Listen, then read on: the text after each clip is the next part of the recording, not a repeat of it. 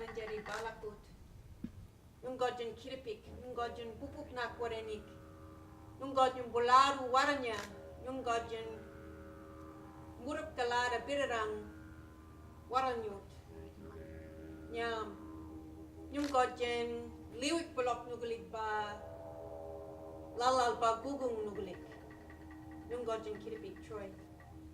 My name is Mandy Nicholson and I'm very pleased to be part of this project. I don't know how we were matched up with all the details, but I think we're a perfect match for this particular project. I'm so glad that we could do this artwork to honour the work that you do with children. I feel very honoured, so thank you. The two commissioned piece of artwork that we've got with us today, we're going to introduce to OzChild and circulate around all of our offices so all of our staff can experience them. And I think what it will do is very significant. For one, it represents some Aboriginal leadership, very, very strong leadership of a male and a female leader here in Victoria. All of the offices where we deliver services are on their country.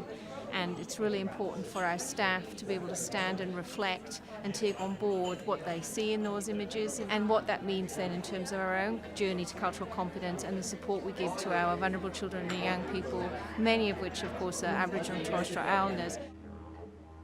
As a leader, you got to not only do it but also showcase that you can do it and it's possible for anyone else to do it, regardless of what age you are. I'm from Shep, Yorta Yorta. Currently live in Bendigo. Been here for studies. Been here for 4 years. I'm studying Masters in Teaching Secondary, and I've already completed the Bachelor in Creative Arts there as well. Well, my mob is Wurundjeri Willem, and it's a patriline within the Wurundjeri Balak.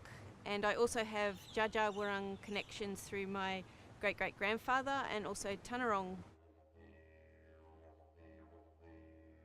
For this project, I'm a mentor for Troy. I didn't know Troy at all before this. We connected over the phone and emails and Facebook and things like that. I'm really glad that he was chosen because I really like his art style.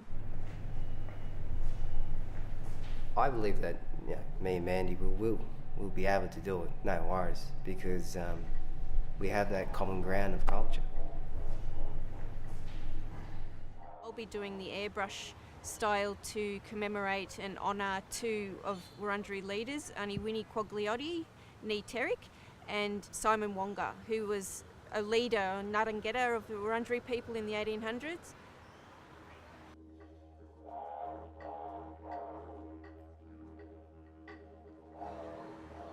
I think it's going to work out really well where it's got the element of the strong leaders looking in on these two panels, looking in from the side, and Troy will be creating the background that honours and links to the life of these two great leaders.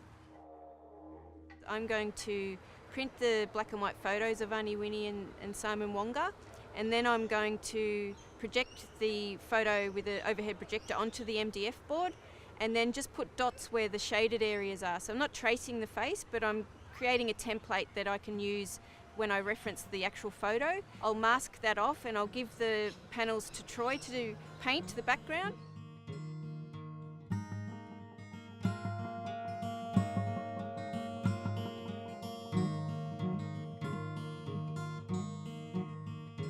When he gives it back to me, I'll complete the airbrushed images and then I'll give it back to him to just touch up the edges so it blends better.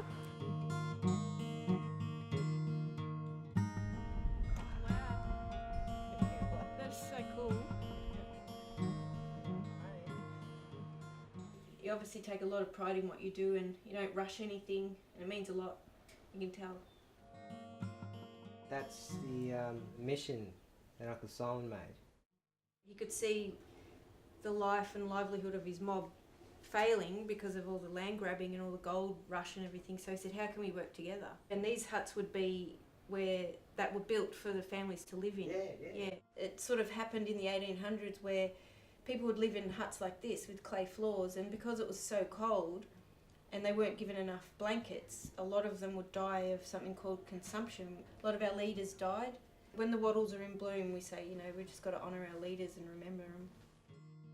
I think it's important to create leadership in our young girls, in my instance, and the young men, because the roles that you gain throughout your life traditionally, they aren't happening anymore, so we're trying to bring that back. You teach them from the youngest of ages, and then they'll go off and do their own thing, but eventually they'll realise they always have that opportunity to come back and remain active in their cultural practices, language, dance and all of those things. The more we have, the better. Indigenous leaders, young and old, but mainly young, to prove to the elders that they can step down in confidence. Someone can take over.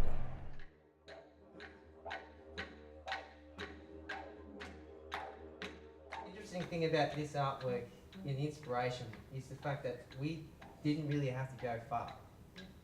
For Indigenous people, our culture is the heart of everything, and that goes for any Indigenous person you ever meet.